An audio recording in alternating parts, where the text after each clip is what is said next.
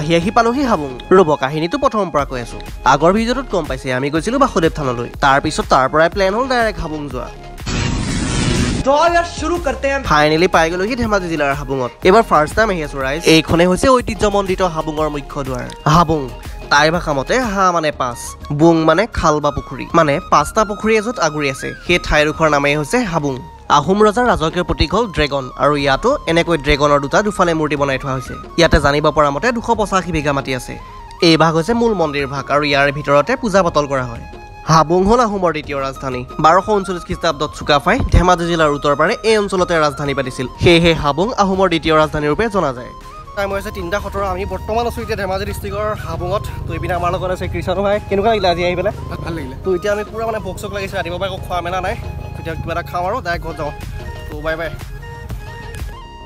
আহি পালোহি হাবুং ৰব কাহিনীটো প্ৰথমৰ পৰা কৈ আছো আগৰ ভিডিঅ'টোত গম পাইছে আমি গৈছিলো বাসুদেৱ থানলৈ তাৰ পিছত তাৰ পৰাই প্লেন হ'ল ডাইৰেক্ট হাবুং যোৱা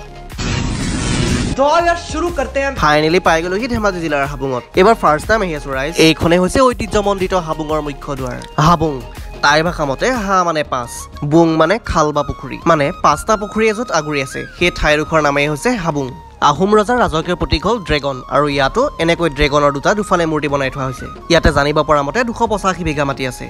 এই ভাগ হৈছে মূল মন্দিৰ ভাগ আৰু ইয়াৰ ভিতৰতে পূজা পাতল কৰা হয় হাবুং হ'ল আহোমৰ দ্বিতীয় ৰাজধানী 1239 খ্ৰীষ্টাব্দত চুকাফাই ধেমাজি জিলাৰ উত্তৰ পাৰে এই অঞ্চলতে ৰাজধানী পাতিছিল সেয়েহে হাবুং আহোমৰ দ্বিতীয় ৰাজধানী ৰূপে জনা যায় টাইম হৈছে 3:17 আমি বৰ্তমান আছো এতিয়া ধেমাজি ডিষ্ট্ৰিক্টৰ হাবুঙত তো এইপিনে আমাৰ লগত আছে কৃষ্ণ ভাই কেনেকুৱা লাগিলে আজি আহি পেলাই ভাল লাগিলে তো এতিয়া আমি পুৰা মানে ভোক চোক লাগিছে ৰাতিপুৱাৰ পৰা একো খোৱা মেলা নাই এতিয়া কিবা এটা খাওঁ আৰু ডাইৰেক্ট ঘৰত যাওঁ